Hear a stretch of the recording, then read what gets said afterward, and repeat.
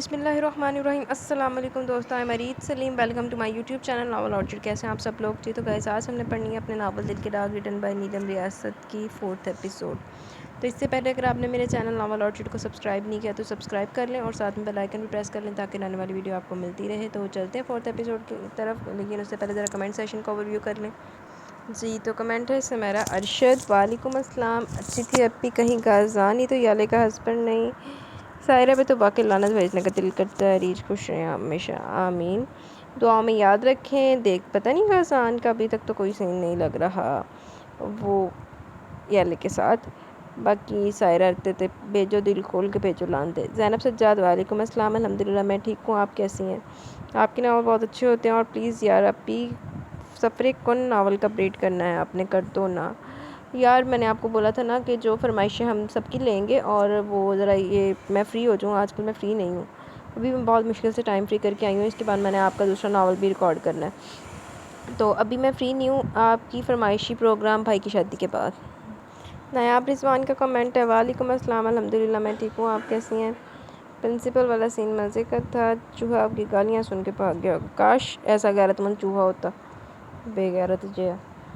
गिद्दर खान नाम अच्छा है वाकई यार। अब्बू की लानत ऐसी बेटी के ऊपर। ज़ैनब के होते हुए अकेली भी नहीं हो सकती याले, और बोर तो सवाल ही पैदा नहीं होता यार।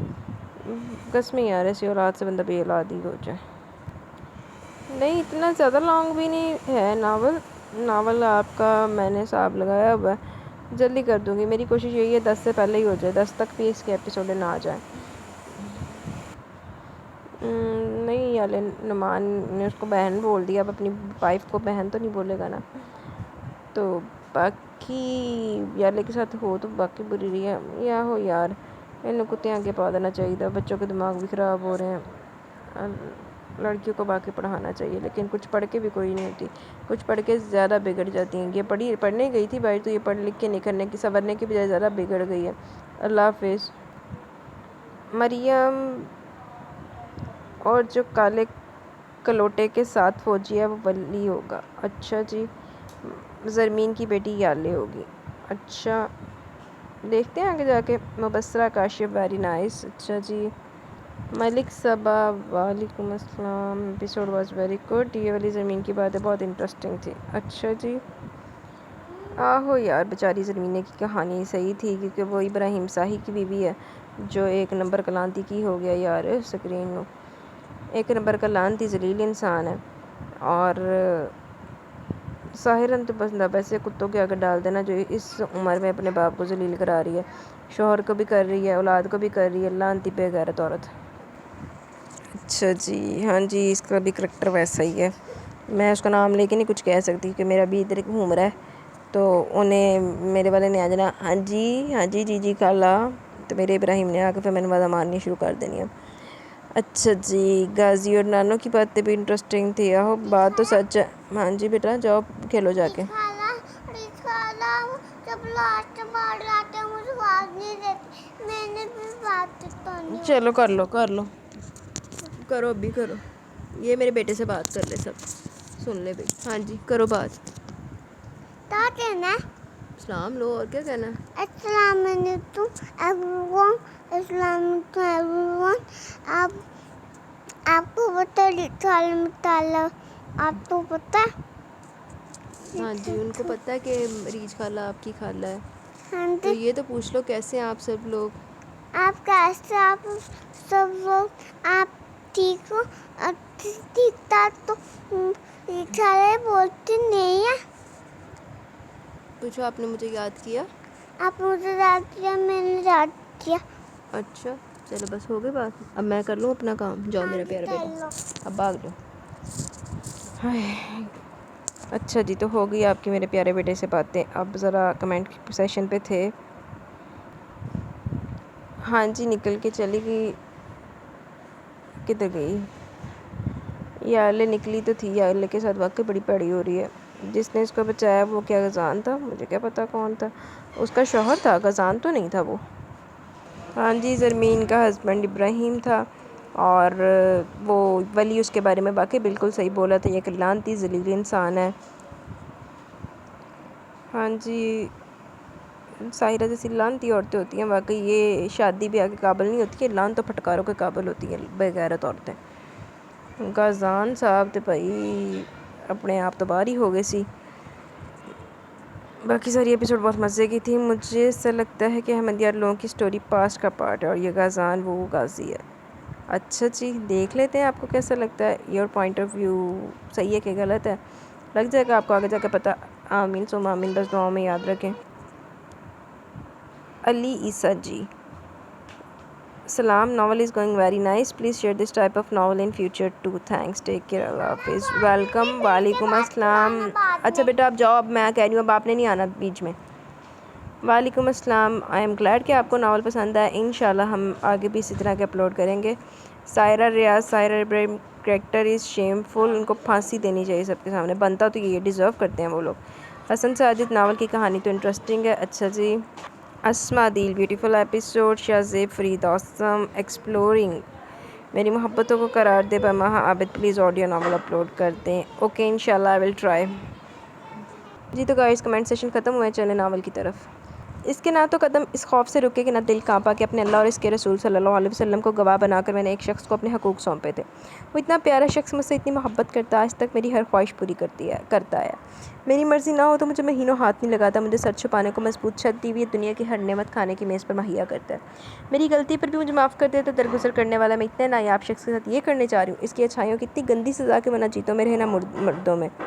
اس نے کارڈ دروازے میں ڈالا اور کلک کی آواز کے ساتھ لاک کھل گیا۔ اگلے لمحے کمرے کے اندر داخل ہونے کے بعد اس نے دروازہ پیچھے بند کر دیا۔ کمرے کی ساری فینسی روشنیاں جل رہی تھی، سامنے صوفے پر ٹانگ رکھے ابراہیم بیٹھا فتح مند نگاہوں سے اس کو سر سے پاؤں تک دیکھتا رہ گیا۔ دونوں بے خودی میں ایک دوسرے کو دیکھتے چلے گئے، دونوں کی ملاقات یونیورسٹی میں ہوئی تھی۔ وہ پہلی نظر میں اس کے حسن کے سامنے گھٹنے ٹیک گیا، اور حسن کو تو پسند ہے لوگوں کو شیدا کرنا، ہر گزرتے دن کے ساتھ باہر گھومنا، کھانا کھانا، پارٹیز میں اکٹھے جانا معمول بن گیا۔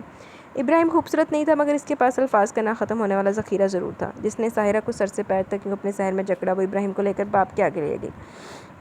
شادی کرنی ہے تو اس سے کروا دیں، اس کے علاوہ کوئی اور نہیں چلے گا۔ جلال گیلانی تجربہ کار انسان تھے، اکیلے میں ابراہیم کو اپنے آفس پہ لایا اور 1.5 کروڑ کا چیک اس کے سامنے رکھ دیا۔ میری بیٹی چاہیے یا اس سے کام چل جائے گا؟ اس نے سونے کا انڈا دینے والی مرغی کا پہلا انڈا دیکھ کر ہی مرغی کے گلے پر چھری چلا دی۔ اس کے بعد وہ ساحرہ کو کہیں نظر نہ آ کر مجبور ہو کر باپ کی مرضی کے سردار احمد یار سے شادی کر لی، اور آج وہ سامنے موجود تھا۔ اس دن تمہارے ساتھ وہ عورت کون تھی؟ وہ دروازے سے ہٹ کر آگے بڑھی، اپنا پاؤچ میز پر رکھ کر اپنے لیے گلاس میں پانی نکال کر اس کے بالکل سامنے دوسرے صوفے پر ٹک گئی۔ وہ میری بیوی ہے، شادی پسند سے کی ہوگی، کرنا یہی چاہتا تھا مگر جو پسند تھی وہ دسترس سے دور تھی، اس لیے پھر ماں کو راضی کر لیا۔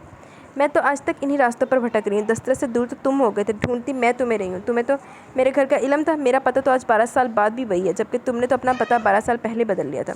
یہ جھوٹ ہے سائرہ، اس وقت تم ایک بیوروکریٹ کی کوٹھی میں رہتی تھی، اب ایک بیرسٹر کے بنگلے میں رہتی ہو، تمہارا نام بھی بدل گیا۔ یہ ظاہری تبدیلیاں وقت کی ضرورت ہوتی ہیں لوگوں کو یہ احساس دلوانے کے لیے ہم ابھی زندہ ہیں۔ ظاہری تبدیلیاں تو مجھ میں بھی آئی ہیں، پہلے سے موٹا ہو گیا، تب لڑکا تھا، آج مرد کے روپ میں تمہارے سامنے، تم عورت ہو کر بھی ویسی کی ویسی کیسے ہو؟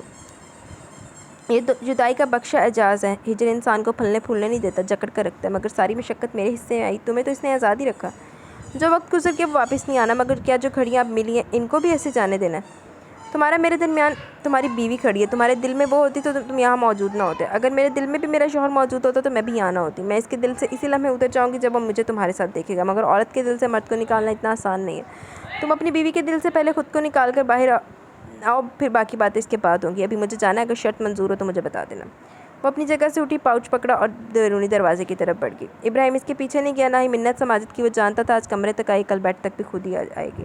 برائی کا صرف پہلا قدم مشکل ہوتا ہے، جو انسان ادھر ڈر کر بھاگ جائے وہی بچ جاتا ہے، جو ڈٹ کر کھڑا رہے وہ ڈوب جاتا ہے۔ اب ویسے بھی وہ گرم گرم کھا کر منہ جلانے والا میں سے نہیں تھا، بہت وڈا لانتی سی تے او جڑی لانتی عورت اس تو وڈی لانتی عورت ہے۔ یالے کی آنکھ دروازے پر ہونے والی دستک پر کھل گئی، آنکھوں کے پپوٹے سوجے اور پلکیں جڑی ہوئی تھی، کمرہ اتنا ٹھنڈا ہو رہا تھا کہ بستر سے منہ نکالنے کا بھی من نہ کیا، حالانکہ آدھی رات کو اٹھ کر وہ کتنی دیر تک کروٹیں بدلتی رہی، بھوک کی وجہ سے نیند ٹوٹنے کے بعد آنے سے انکاری ہو گئی تھی۔ یہ تو صبح کی اذانوں سے کچھ دیر قبل آنکھ لگ گئی تھی، دستک وقفے کے بعد پھر چالو ہو گئی، مجبوراً بستر چھوڑنا پڑا۔ دوپٹہ شانے پر پھیلانے کے بعد دروازے کا لاک اور دروازہ کھولا، سامنے ورشے کھڑی تھی، دروازہ کھلتے ہی اندر گھس آئی۔ اوف اللہ، اتنا ٹھنڈا کمرہ، ہیٹر کیوں نہیں چلایا ہوا؟ میرے پاس ہیٹر نہیں ہے، اس نے بالوں کی پونی بناتے ہوئے بتایا، پیروں میں بند جوتے ڈال کر ہی واش روم کی جانب بڑھ گئی۔ منہ دھو کر باہر آئیے گا ورنہ تھوڑی دیر تک وارڈن نے گیزر بند کر دینا تو ٹھنڈے پانی سے کلفی بنے گی۔ ہم سب کو علم ہو گیا کل آپ کے ساتھ اچھی نہیں ہوئی، مگر فکر کا ہے کہ آپ تو اپنا باڈی گارڈ تڑکے کا آیا بیٹھا ہے، آج تو آپ کا باڈی گارڈ تڑکے کا آیا بیٹھا ہے۔ इसे वर्षे की बात सुनाई तो दे रही थी मगर समझ खाक आई। मुँह हाथ धोकर बाहर आई तो ना सिर्फ ये कि कमरा गर्म था बल्कि गर्मा गर्म नाश्ता भी सामने रखा था। हीटर कहाँ से आया? इसने इलेक्ट्रिक हीटर की जानिब इशारा किया। मैं अपने कमरे से लेकर आई हूँ, कल रात आप जल्दी सो गई तो डिस्टर्ब करना मुनासिब नहीं समझा। प्लीज़ खाना खा लें, सर के घर से दादी ने खास आपके लिए भेजा। मुझे कॉलेज को देर हो रही है, शाम को मुलाकात होगी, अल्लाह हाफिज़। वर्षी हमेशा हवा के घोड़े पर सवारी होती हो, वो याले के कमेंट पर हंसती हुई भाग गई। याले ने डट कर नाश्ता के 24 घंटे बाद तो पेट में कोई चीज़ जा रही थी। खाने के बाद चाय के 2 कप अंदर फेंके, फिर ध्यान शॉपिंग बैग से होता हुआ ज़ैनब की जानिब चला गया। काश तुम ही इधर होती। उदासी अभी तक पूरी तरह हावी थी। नाश्ते के बर्तन ट्रे में वापस रखकर नीचे फर्श पर दीवार के साथ रख दिए। सारे बैग्स उठाकर बेड पर रखने के बाद एक एक करके सब सामान निकाल दी चली गई। ज़ैनब के खलूस पर टूट कर प्यार है कि इसने टूथब्रश, साबुन, शैम्पू से लेकर नेल कटर और ट्यूज़र तक खरीद कर भेजा था। 2 अदद हैंड बैग्स, 3 अदद जूते, 1 चप्पल, 3 सिरे और 2 अनसिले सूट, 4 गर्म शॉलें, मुख्तलिफ रंगों के मोज़े, दस्ताने, इलेक्ट्रिक केटल, चाय पत्ती का सामान, इस्त्री। पूरी फुल स्पीड से इसने सामान समेटा। फिर भी 1 घंटा लग गया। क्लॉक लगाने को कील तो कोई था नहीं, वैसे मेज़ पर डाल दिया, वक्त का इल्म न था। नया लिबास वगैरह पहनकर बाहर आई। लंबी राहदारी से गुजरने के बाद वार्डन से सुना हुआ था, जो कि सफाई वाले स्टाफ से बाहर के सफाई करवाने में मसरूफ़ थी। अस्सलाम वालेकुम सनम जान। वालेकुम अस्सलाम गौहर, आज सब बहुत देर से उठी हो, तबीयत तो ठीक है ना? क्या हुआ है? क्या वक्त हुआ है? अभी 11:15 हो गया है। उफ़, मैं इतनी देर तक सोती रही। मेरे कमरे में घड़ी नहीं है, इंशाल्लाह कल से वक्त पर उठूँगी। कोई नहीं होता। और आपने कौन सा कॉलेज या स्कूल जाना होता है? क्लिनिक पर डॉक्टर सफियान तो 1 बजे के बाद बैठते हैं। नहीं, फिर तो रात तक मरीज़ ही ख़त्म नहीं होते होंगे। दिन का काम। अच्छा, मैं चलती हूँ, अल्लाह हाफिज़। बाहर आने पर खुशगवार इदराक हुआ। बर्फ़ पिघल चुकी थी और इस वक्त बड़ी प्यारी सी धूप चमक रही थी। इसके साथ ही कल शाम वाला मंजर निगाहों में घूम गया। अज़ियत की लहर भी वैसी सारे जिस्म में फैली। ज़हन बटाने की खातिर तेज़ तेज़ कदमों से चलती ग्राउंड पार करके बाहर जाने की बजाय पिछले दरवाजे से घर की जानिब चली गई। अंदर दाखिल होते ही ऊंची आवाज़ में सलाम करती हुई किचन में दाखिल हुई। अस्सलाम वालेकुम दादो जी। मगर सामने दादो की बजाय काज़ान को देखकर थम गई। मुझे ये था आप तो इस वक्त कॉलेज में होंगे। वो मैं नाश्ते के लिए दादो का शुक्रिया अदा करने आई थी। वो किचन की मेज़ पर लैपटॉप खोले बैठा हुआ था। बस सलाम। वो तो आपको नाश्ता, लंच, डिनर रोज़ इसी तरह से भेजने का इरादा रखती हैं कि आप रोज़ दिन में 3 दफ़ा इनका शुक्रिया अदा करने के लिए आया करेंगी? नहीं, इसकी ज़रूरत नहीं पड़ेगी। अब चूँकि मुझे जॉब इधर करनी है तो अपने खाने पीने का इंतज़ाम भी मैं खुद ही कर लूँगी। वैसे अगर आपकी ज़हनी से बात हो तो मेरी तरफ से इसका भी बेहद शुक्रिया अदा कर दीजिएगा। इसने मेरी ज़रूरत की तकरीबन हर चीज़ भेज दी है। अब बस एक अदद मोबाइल मुझे खुद लेना पड़ेगा। मैं इस तक आपका पैगाम पहुंचा दूंगा, मगर इसने सिर्फ आपके कपड़े वगैरह खरीदे हैं। बाकी की शॉपिंग नुमान और मैंने किया। और हॉस्टल में मोबाइल की इजाज़त नहीं है। अगर आपको कोई ज़रूरी कॉल करना तो मेरे ऑफिस से कर सकती हैं। आपने हुई तकलीफ़ की इतना सारा वक्त मेरे लिए बर्बाद किया। मैं बहुत शर्मिंदा हूँ। यकीनन जैनी की बच्ची ने आप पर जोर दिया होगा। इसने सिर्फ कहा था, जोर नहीं दिया। और आपको शर्मिंदा होने की ज़रूरत नहीं। आप अकेली खातून हैं। आपकी ज़रूरियात का ख्याल करना हमारा इखलाकी फ़र्ज़ है। बल्कि आपको किसी भी चीज़ की ज़रूरत हो बता दिया करें, आ जाया करेगी। बस एक चीज़ का ख्याल रखिएगा, हमने आपके लिए अपने घर के दरवाजे खोले, हमें छूट या धोखा मत दीजिएगा। कॉफ़ी पिएंगी? याले को दिल ही दिल में दाद देनी पड़ी। जिस खूबसूरती से गज़ान ने अपना पैगाम क्लियर किया था। माँ सदके जाए, एक गज़ान साहब ने उन्होंने गाँव जाई डॉक्टर दी भी परवाह है, तो एक याले का बंदा जिन्हों कोई परवाह नहीं, मेरी बिड्डी कितने है, वो किसी भी गड्डी अगे छड़ के चला गया उन्होंने। नहीं, बहुत शुक्रिया, मैं अभी चाय पी कर आई हूँ। मैं इस गांव के लोगों और इस घर के मकीनों की ताउम्र एहसानमंद रहूँगी। जिस तरह मेरी मदद की गई, मुझे मोहब्बत का एहसास दिया, मेरे लिए सब ऑक्सीजन का काम करे। मोहसिनों की ताउम्र इज़्ज़त की जाती है। गज़ान साहब, इनको धोखा नहीं दिया जाता। कम अज़ कम मेरे जैसी लड़की से आपको कोई ख़तरा नहीं होगा। मैं चलती हूँ, दादा को मेरा शुक्रिया पहुँचा दीजिएगा, अल्लाह हाफिज़। वो किचन के अंदर नहीं आई थी, दरवाजे से पलट गई। गाजान की तवज्जो सामने खुले लैपटॉप से उचाट हो गई। तेज़ गर्म कॉफ़ी के हल्के हल्के सिप लेते हुए संजीदा नज़र से दहलीज को देखता गया जहाँ से वो हटी थी। फिर दिमाग के कोने में ख़ुद को बावर भी कर किया, वो शादीशुदा है। हाँ, मगर शोहर से नाराज़ भी तो है, चांस बन भी सकता है। माँ सदके जाए, शोहर तो नाराज़ है। गजान साहब ने आखिर खली कुड़ी थे। भवें चुकाकर नज़र घुमाता हुआ लैपटॉप बंद करके बगल में दबाने के बाद किचन से निकल गया। एक हाथ में कॉफ़ी का कप हमस मौजूद था। सीढ़ी के ऊपर धुन बजाता वापस कॉलेज की राह हो लिया। ख्वाब चेक करोगे जान साहब ने। गज़ान की बात ने इसको मामले में डाल दिया। आखिर इसने ऐसा क्यों कहा कि मेरी वजह से इन लोगों को कोई नुकसान पहुंच सकता है? क्या इन लोगों में से किसी ने इधर मुझे इस शख्स के साथ देख लिया था? क्या ये इस आदमी को जानते हैं? इस बारे में पहले मुझे क्यों ख्याल नहीं है? वो यकीनन यहीं कहीं का रहने वाला है, तभी तो इस घर की चाबी इसके पास थी। कोई ना कोई ताल्लुक तो है ज़रूर। आखिर इसको कैसे इल्म हुआ मैं यहाँ हूँ? फिर इसको लाहौर के भी सारे हालात मालूम है। ना सिर्फ इसके दिल की धड़कन तेज़ हुई, बल्कि कदम वहीं ज़मीन से जकड़े गए। वो इस रात हुलिया बदल कर मेरे घर पर काम कर रहा था। अगर इसका ताल्लुक कोयटे से है तो लाहौर में क्या कर रहा था? एक मामूली से इलेक्ट्रिशियन के पास इतनी महंगी गाड़ी और कपड़े कैसे है? वो तो मुझे बस से लेकर एक जगह से दूसरी जगह जाता। फिर याद है कल इसने फ़ोन लाइन के ट्रेस ना हो सकने की बात भी की थी। मैंने इस सब बातों पर पहले गौर क्यों नहीं किया? एक आदमी को क्या पता लाइन ट्रेस हो सकती है या नहीं? इसको बुआ की मौत का भी इल्म है। इसको मेरे सामने मुँह छुपा कर आने की क्या ज़रूरत है? कि इसको अपनी असलियत खुल जाने का डर है? क्या ये राहील का कोई करिंदा या इसका कोई दुश्मन? राहील की मौत कैसे हुई? अगर इसको कत्ल किया गया, कहीं इसने तो एकदम खुली हवा में खड़े होने के बावजूद ऑक्सीजन की कमी होगी। अचानक ये एहसास भी हुआ कि वो अकेली नहीं है, इसके साथ कोई दूसरा वजूद भी चल रहा है। तेरी से गर्दन मोड़कर अपने दाएं जानिब देखा तो हलक से चीख बुलंद होते होते रह गई। सबसे पहली नज़र मैले के चैले कपड़ों पर पड़ी, वहाँ से होती हुई खुली चप्पल पर फटी जराबों से नजर आते गंदे मैल वाले नाखूनों पर गई, जिस पर मौजूद ना जाने वो स्वेटर काला था या ब्राउन, इसने अपनी असल शक्ल खोई भी थी। गले में मफरल की तरह एक रली डली हुई थी। सर पर बलोची टोपी में से लंबे लंबे बाल झाँक रहे थे। माँ सदके जावे जेन का नक्शा है कि किसी भाई दा। सर से पैर तक जिसका जायज़ा ले रही थी 18-19 साल का वो लड़का बड़े इत्मीनान से ऐसे खड़ा इसकी शक्ल देख रहा था जैसे दुनिया में इससे ज़्यादा अहम काम कोई नहीं है। दोनों इस वक्त गाँव घर जाने वाली सड़क के बिल्कुल बस में मौजूद थे। जितना रास्ता तय किया था इतना भी बाकी था। उफ़, तुम कितना बोलता है, सारा रास्ता बोलते ही है। किससे बात कर रहा था? वो याले की खुद कलामी के बारे में पूछ रहा था। वो डपट कर बोली, तुम कौन हो? हम शेरबख्त बलोच है। अच्छा शेरबख्त बलोच, इधर क्या कर रहे हो? और हम नौकरी कर रहे हैं। इधर हम नौकरी कर रहे हैं। याले ने ताज्जुब से इसको फिर घूर कर इर्द गिर्द नज़र डाली। यहाँ कहाँ नौकरी कर रहे हो? आपका साथ है? क्या मतलब हुआ इस बात का? हमारा नौकरी है तुमको दवाखाने लेकर जाना और लेकर आना, उधर से लेकर आना। इसका साफ से पैसा मिलेगा। घर का रोटी पानी चलेगा। तुम रुक क्यों गया? जल्दी चलो, फिर हमको अपनी गाय का चारा डाल लेने को भी जाना है। ओह, तो तुम मेरे बॉडीगार्ड मुकर्रर हुए? वो क्या होती है भाई? बॉडीगार्ड जैसे कि गनमैन या मुहाफिज होता है। अच्छा, जैसा मुहाफिज पिस्टल के हॉस्टल के बाहर खड़ा होती है? नहीं, हम वो नहीं है। हम शेरबख्त खान है। सरदार से पूछ लेना। अभी चलो, हमका देर होता है। हमारा गुलबदन से भूख बर्दाश्त नहीं होता। जब इसको भूख लगे तो वो ऊंची ऊंची हमको आवाज़ देता है। यारे ने कदम आगे बढ़ा दिया, मगर गाहे बगाहे एक नज़र अपने साथ चलते शेरबख्त पर भी डाल लेती। दिल में सोचे बिना न रह सकी कि भला इसकी क्या ज़रूरत थी। ये सामने तो गाँव है। अब मैं हर रोज़ थोड़ी ना रास्ता भूलूंगी। कल तो पहला दिन था, ऊपर से बर्फ़, बारिश, आंसू, जज्बात सब ने मिलकर बनाई छीन ली। अक्ल ने काम ना किया, पर एक तरह से अच्छा भी हो गया। अब वो मुझे तो ये तो पता चला कि वो डरपोक शख्स इधर ही कहीं रहता है। बस एक दफ़ा ज़ैनी वापस आ जाए, फिर इसके साथ मिलकर इसका सुराग निकालूंगी। जाकर इसकी माँ को पूछूंगी, ऐसी तरबियत की हुई अपने बेटे की, एक लड़की को अपनी इज्जत बनाया, फिर ऐसे अकेला छोड़ दिया, चोर कहीं का। काश कल नाम ही पूछ लेती। एकदम जज्बात का उबाल चढ़ा तो एक दफ़ा फिर रुकी, मुँह के गिर्द दोनों हाथ रख कर ऊँची आवाज़ में बोली, अगर आज भी कहीं छुप कर बैठे देख रहे हो तो दुर फिटे नसा तुम्हारी मर्दानगी पर। नाम तक बताते हुए मर रहे हो। मुँह छुपाकर सामने आने लगे बुज़दिल। पूरे हलक के बल चलाकर इसने शेरबख्त पर नज़र डाली और पहले तो आंखें फाड़ कर इसको देखता रहा, फिर अपनी चप्पल उतार कर बगल में दवाई वापसी के रास्ते पर दौड़ लगा दी। वो जो नम आंखों को चादर के पल्लू से साफ कर रही थी हैरान हुई, फिर जब समझ आया कि बेचारा डर कर भागे, हंस हंस कर लोटपोट हो गई, क्योंकि नाम का शेरबख्त टांगे सर पर रख के भाग रहा था जैसे पीछे मौत पड़ी हो। इसने सीधा गाज़ान के ऑफिस जाकर सांस लिया। सरदार, हमको ये काम नहीं करना। फूली हुई सांस के साथ तेरी से बोला गाज़ान, जो कि उस्तानी के साथ कुछ मामलात पर बात करने में मसरूफ़ था। एक दम सर उठाकर सवाल नज़र से शेरबख्त की जानिब देखा। वो डाकदारनी पर जिन आए? गाज़ान ने नाराज़गी से पूछा। असे शतंग मेंटल तो क्या पागल हो गए? शेरबख्त ने नफ़ी की। नहीं, बिल्कुल भी नहीं। फिर चुप करके इधर कुर्सी पर बैठकर पानी पे इंतज़ार करो। गाज़ान के कहने पर वो कमरे में मौजूद बैठने वाले हिस्से की तरफ जाकर खामोशी से बैठ गया। गाज़ान के फारिग होने का इंतज़ार करने लगा, मगर इसके हर अमल से बेताबी झलक रही थी, जैसे राज को संभाल कर रखना बड़ा ही भारी काम हो। जिस वक्त उस्तानी अपना काम ख़त्म कर होने पर वहाँ से चली गई, वो शेरबख्त से मुखातिब हुआ। हाँ जी, अब बोलो क्या हुआ है?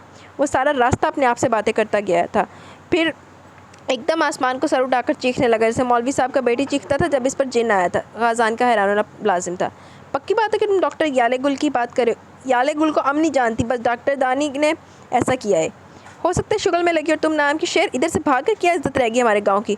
अब वो डॉक्टर नहीं तो यही समझेगी किसी गिद्दड़ को इसके मुहाफ़िज़ की नौकरी दी है। यार, तुम हमारे गाँव का एक नंबर का निशानाबाज आदमी और एक लड़की से डर गया। सरदार, हमको गिद्दड़ नहीं बोलो, और हम लड़की से नहीं जिन से डरती है। अच्छा ये बताओ, जिन ने कहा क्या था? शेरबख्त ने याले के बोले जुमले दोहरा दिए। अब क्या गाज़ान संजीदा हो गया। ऐसे बोला, पर किसको बोला? क्या वहाँ आसपास कोई और भी मौजूद था? हाँ ना, 2-4 बकरियाँ थी। 10-11 दरख्त के अलावा फरलॉन्ग के दूरी पर माला गनी का सेब का बाग है।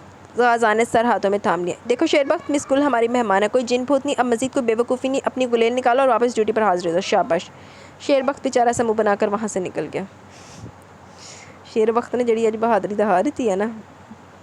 वो दोनों इस वक्त अपने इस घर में मौजूद थे जिसको दोनों ने अपनी ज़ुबान में हेडक्वार्टर का नाम दिया हुआ था। ये घर जिस जगह पर मौजूद था, दूर दूर तक ना तो कोई आबादी थी, ना ही वहाँ से किसी इंसान का गुजर होता था। जंगल के दरमियान एक लकड़ियों का बना छोटा सा बंगला इस्लामाबाद से बाहर कहीं मौजूद था। सोलर पैनल्स के ज़रिए अपनी बिजली पैदा करके इस्तेमाल की जाती थी। ज़रूरत की हर चीज़ हर वक्त मौजूद रहती। वो खाने से लेकर असले की सप्लाई तक हो सब मौजूद था। इसी तरह के सारे मुल्क में 2 और घर थे, आम शहरियों, पुलिस, रियासतदानों के रेडार से बिल्कुल बाहर। वो 2 मैन आर्मी थी जो मुख्तलिफ सिक्योरिटी एजेंसियों के लिए काम करते, मगर पूरी तरह अपनी शराइत पर। दोनों का काम देखकर फैसला करना मुश्किल हो चुका था, अफसर कौन है और मातहत कौन। मगर इनकी गुफ्तगू से अंदाज़ा हो जाता था, जो उम्र में छोटा था वो बड़े वाले के लिए सर का ख़िताब इस्तेमाल करता था। ان دونوں کی غیر موجودگی میں اگر کوئی اس جگہ کو ڈھونڈ بھی لیتا تو ساری تلاشی کے بعد بھی اس کے ہاتھ کچھ نہیں آنا تھا۔ بنا بنایا جو کھانا لایا جاتا اس کے خالی بیگ میز پر بکھرے پڑے تھے، جنہیں اس نے ایک بیگ میں ڈال کر کوڑے دان میں ڈالا۔ اسی وقت وہ چائے کے 2 کپ لے کر کچن سے برآمد ہوئے۔ تم جانتے ہو میں آج کا اخبار دیکھ چکا ہوں، اگر چاہو تو خبر زبانی بھی سنا سکتا ہوں۔ سرگودا کے قریب ایک گاؤں کے کھیتوں میں ایک 25-26 سالہ لڑکے کی لاش کچھ اس حال میں ملی۔ لڑکے کے مردانی عضو کو بلیڈ سے کاٹ کر الگ کرنے کے بعد اس کو ماتھے پر دونوں آنکھوں کے درمیان گولی ماری گئی ہوئی تھی۔ اس واقعے کو کوئی عینی شاہد موجود نہیں۔ مقامی لوگوں کا کہنا ہے مرحوم کا تعلق شدرہ سے تھا، پر ادھر اپنی بہن کے پاس رہتا تھا، کسی سے کوئی دشمنی بھی نہ تھی۔ پولیس نے لاش کو پوسٹ مارٹم کے لیے اپنے قبضے میں لے کر نامعلوم افراد کے خلاف پرچہ کاٹ لیا۔ پولیس کے مطابق بہت جلد قاتل کو ڈھونڈ کر گرفتار کر لیا جائے گا۔ یہ کیا سین ہے؟ آپ میرے سے تو ایسے پوچھ رہے ہیں جیسے خود نہیں جانتے ہو۔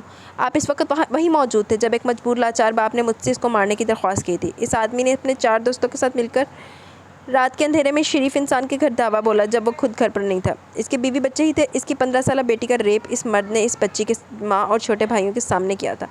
اس کے بعد کھلے عام گاؤں میں گھومتا رہا، کسی نے کچھ نہیں کیا۔ پولیس میں FIR جمع کروائی گئی، 2-4 دن حوالات کی سیر کی۔ اس کے بعد مقامی طاقتور لوگوں کی پشت پناہی پر نکل آیا۔ بچی نے خود پر تیل چھڑک کر خودکشی کر لی۔ ماں شدید ڈپریشن کا شکار ہے، یہاں تک کہ اپنے بچ جانے والے بچوں کی دیکھ بھال کے لیے خود کو معذور تصور کرتی ہے۔ باپ کا دل کرتا ہے وہ ایک ایسی دنیا کو منہ کر جائے جہاں ہر روز اس کو مرنا نہ پڑے۔ سر سیانے کہتے ہیں اولاد کے دکھ سے بڑا کوئی غم نہیں ہے، اوپر سے ایسا ظلم کرنے والے ظالم سرعام دندناتے پھرے۔ جانتے ہیں بے حسی اور ناانصافی کی اس ریت پر اگلا قدم کیا اٹھتا ہے؟ یہ لڑکی 15 سال کی تھی اور ظلم کرنے والا گاؤں کا عام سا لڑکا تھا، مگر کل جو خبر آپ کے نیوز چینل پر چل رہی تھی وہ ایک 6 سالہ بچی کی تھی، جس کے ساتھ زیادتی کرنے والا کوئی اور نہیں، وہ انسان ہے جس سے وہ اپنے گھر سے نکل کر دین سیکھنے جاتی ہے، ایک امام مسجد۔ Can you even imagine how messed up our society is getting? صرف اس وجہ سے کہ انصاف نہیں ہے، جب ایک مجرم کو سزا نہیں ملتی تو ایسے 10 اور پیدا ہوتے ہیں اس امید پر کہ یار فلاں نے یہ سب کیا، کچھ بھی نہیں ہوا تھا، میں کر لوں تو کیا ہونا ہے۔ اس کا وقت TV پر چلے 72 گھنٹے ہو گئے۔ کیا آپ نے کسی سے سنا مولوی برادری ایکشن میں آ گیا اور اس بھیڑ کی کھال میں چھپ کر بیٹھے بھیڑیوں کو پکڑ کر سر عام چوراہے پر لٹکا دیا، یا حکومت نے فوری طور پر اس آدمی کو سب کے سامنے گولی ماری ہے تاکہ آئندہ کوئی اسی پر مالی کا سوچ کر ہی لرز جائے، یا اس گلی محلے کے لوگوں نے اس آدمی کو پتھر مار مار کر سنسار کر دیا؟ ہمارے لوگ برائی دیکھ کر کبھی بھی اس کو روکنے کی کوشش نہیں کرتے، بس ہر روز رات کو ٹی وی کے سامنے بیٹھ کر خبر نامہ سن لیا، تبصرہ کر لیا، آگے بڑھ گئے۔ یہ عمل اس قدر خطرناک ہے جس آگ میں دوسروں کے گھر جلتے نظر آتے ہیں، وہ خود ہماری دہلیز پر بھی پہنچی ہوئی ہے، مگر ہمیں ادراک نہیں ہے۔ ہم اپنے آپ کو انونسیبل سمجھتے ہیں، پر سچ پتہ کیا sir, it's only a matter of time. جب وہی آگ ہمارے بھی گھر کو جگلا کر راکھ کر دے گی، جسے سیانے کہتے ہیں نا کہ جس کی موت آتی ہے اس کی قیامت اسی لمحے شروع ہو جاتی ہے، اور جو زندہ وہ سمجھتے ہیں قیامت ابھی ہزاروں لاکھوں سال کی دوری پر ہے۔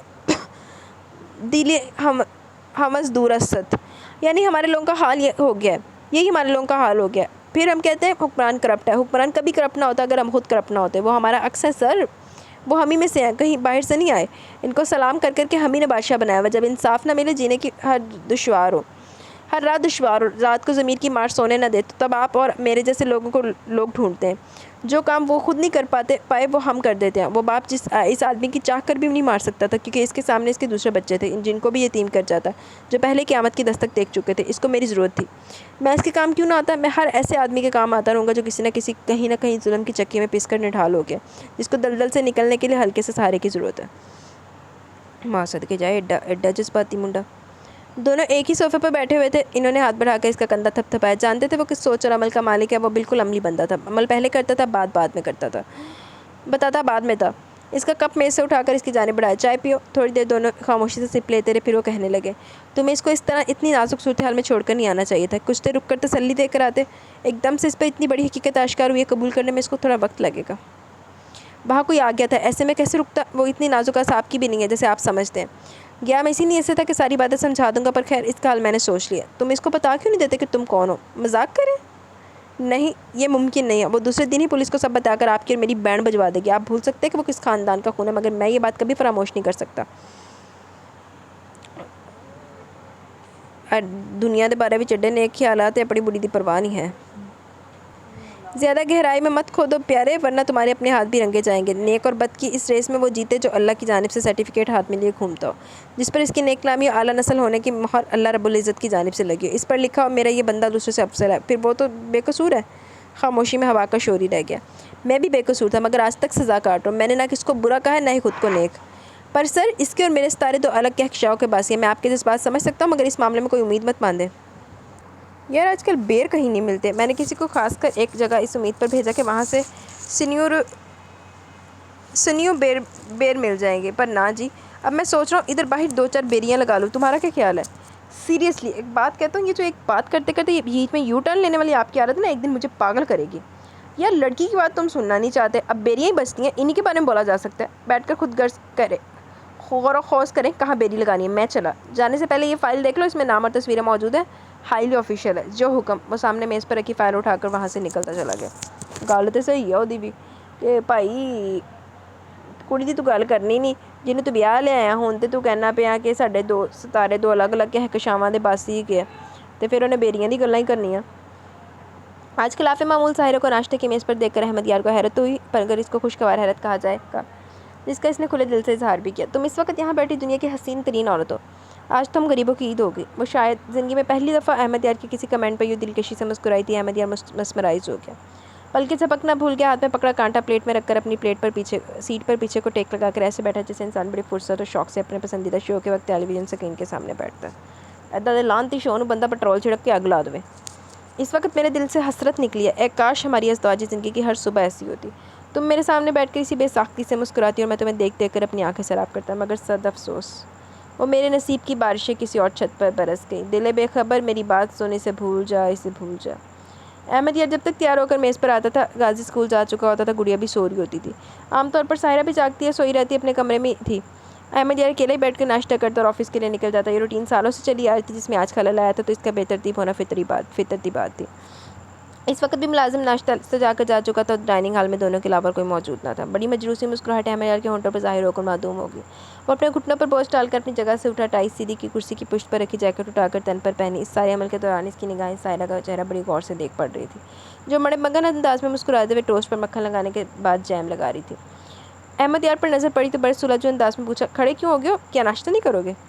احمد یار کو لگا وہ اگلے 2-4 لمحے اور اس پر ذات کے قریب کھڑا رہا تو پتھر کا ہو جائے گا. ہلکے سے نفی میں جواب دے کر بولا، آج رات میں غازی اور محمد یار دبئی کے لیے نکل رہے ہیں. غازی کو میں نے کل شاپنگ کروا دیا. اگر تمہیں ناگوار نہ گزرے تو پیکنگ دیکھ لینا. وہ منہ سے تو نہیں کہہ سکتی تھی، دل و جان سے تمہاری پیکنگ کروں گی. اتنی توجہ سے میں نے آج تک کوئی کام نہ کیا، مگر صرف اتنا کہا، کیوں نہیں میں دیکھ لوں گی. اچھا تم گڑیا کو نہیں لے جا رہے؟ مجھے بھی گھر پر کمپنی لے گی. احمد یار خالی پیٹ ہی گھر سے نکل آیا. گاڑی آفس کی جانب روانہ تھی. کچھ خیال آنے پر وہ ڈرائیور سے مخاطب ہوا، رشید جی آقا سردار جی. یار ذرا غازی کے نانا کی طرف چلو. جی جو آنکھو جناب. 15 منٹ بعد رشید کو گیٹ کے باہر روک کر وہ خود اندر کی جانب چلا آیا. سکینہ اور جلال صاحب اسی وقت ناشتے کی میز پر ہی موجود تھے. احمد یار کو اپنے سامنے دیکھ کر کھل اٹھے. آؤ بھائی، کیا خوب وقت پر آئے ہو. آج تمہاری ماں نے پائے بنائے ہیں. جلال کی رانی نے اپنی جگہ سے اٹھ کر احمد یار کا استقبال کیا. وہ ہمیشہ اسی طرح پذیرائی سے اس کو ملتے تھے. سکینہ نے ہمیشہ کی طرح اس کی پیشانی پر بوسہ لیا. غازی تو اسکول جا چکا ہوگا، گڑیا کو ہی ساتھ لے آتے. امی وہ تو ابھی سو رہی تھی. افسر اس کا باپ ہے، مگر روٹین میری بیٹی کی افسروں والی ہے. رات کو 11-12 سے پہلے سو جائے تو معجزہ ہی ہوتا ہے. جس دن جلدی سوتی ہے آدھی رات کو اٹھ کر میرے بیڈ پر آ جاتی ہے. پھر مجال ہے مجھے سونے دے. سکینہ اور جمال صاحب دونوں ہی خوشی سے مسکرا رہے تھے.